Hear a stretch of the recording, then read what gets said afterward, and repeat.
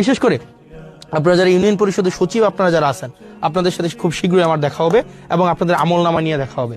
Union পরিষদের যে সচিব আছেন, 15টা ইউনিয়নের 15টা সচিব, দুর্নীতির আখড়া মূলত হচ্ছে এই ইউনিয়ন পরিষদের এই যে সচিবদের মধ্যে। তো আপনারা চেষ্টা করেন, সারাদিন পরিশ্রম করেন, আপনাদের চেষ্টা পরিশ্রম সেগুলোকে আমরা সম্মান জানাই, কৃতজ্ঞতা জানাই।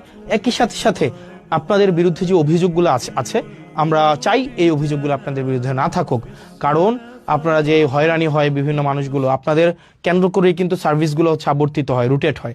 সেজন্য 15টা ইউনিয়নের 15 জন সচিব আপনারা যারা আছেন, আপনাদের কাছে স্পষ্ট বার্তা, 1 পয়সাও যেন কোনোভাবে হচ্ছে এখানে কোনোভাবে যেন কারচুপি না করা হয়।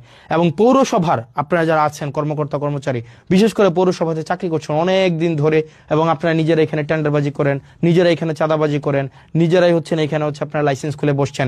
পৌরসভার কর্মকর্তা কর্মচারী, আমি আপনাদেরকে বলছি, আপনাদের উপরে মানুষ ত্যক্ত, আপনাদের উপরে মানুষ বিরক্ত এবং আপনাদের উপরে মানুষ ক্ষুব্ধ।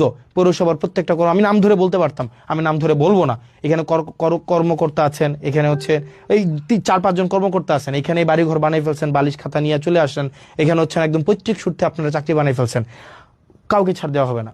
এবং আপনি যদি জনগণের প্রতি কমিটেড না হন, আপনি যদি এখানে কোনো ধরনের অর্থ হচ্ছে অবৈধ অর্থের সন্ধানে আপনি থাকেন, তাহলে আপনার জন্য এখানে চাকরি করার শুভনীয় না।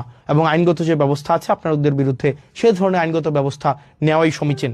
সেজন্য প্রত্যেকটা ডিপার্টমেন্ট দেবিদ্বারের, এই ডিপার্টমেন্টগুলো যদি যথাযথভাবে ফাংশন করে, তাইলেই দেবিদ্বারের যে উন্নয়নের যে ধারাবাহিকতা সেটি অব্যাহত থাকবে।